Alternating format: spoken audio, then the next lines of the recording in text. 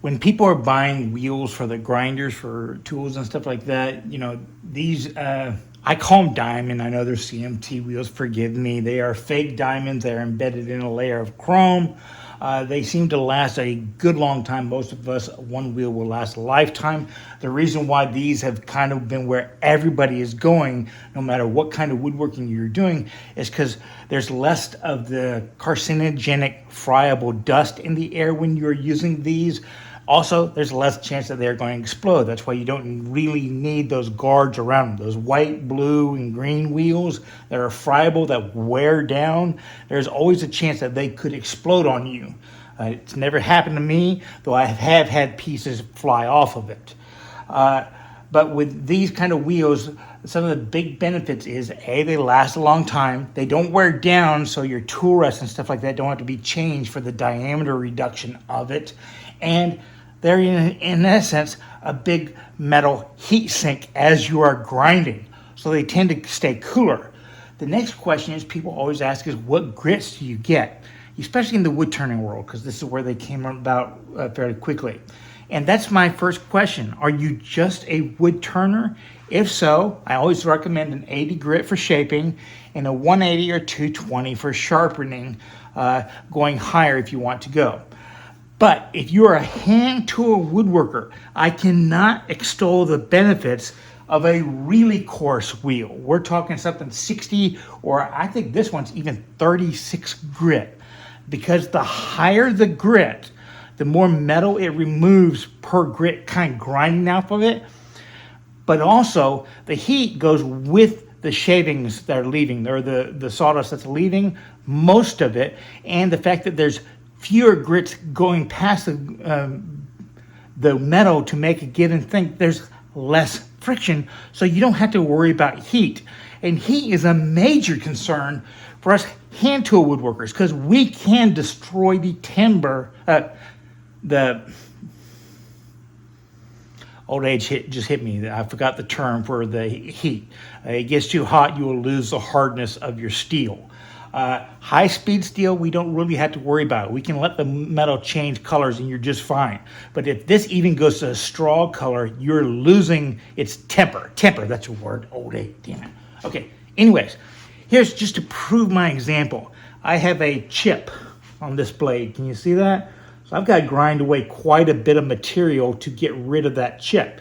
So here we go. I've got my 36 grit. I got a little jar of water right there in case I need it, but I can come over here, I can start grinding.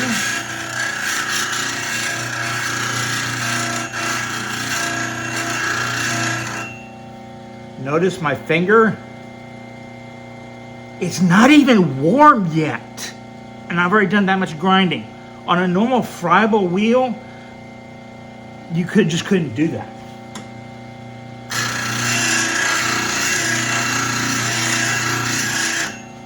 I could not do this on my 180 wheel because there's so much friction, it would begin to get hot. But again, once again, it's not even warm yet.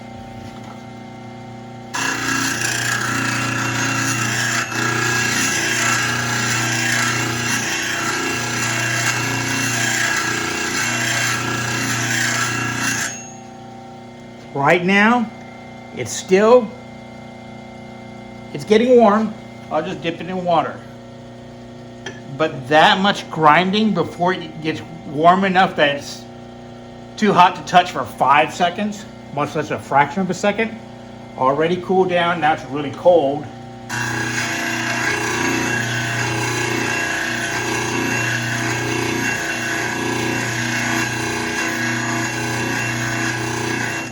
Basically, I just leave my finger on it until that finger gets warm, and that's when I know I can quench it. But really, that's a long time of grinding. I'm getting a lot of work done efficiently, and it's right on that most thinnest of edges. And that's not hot at all. It's not changing colors or anything. So there you go.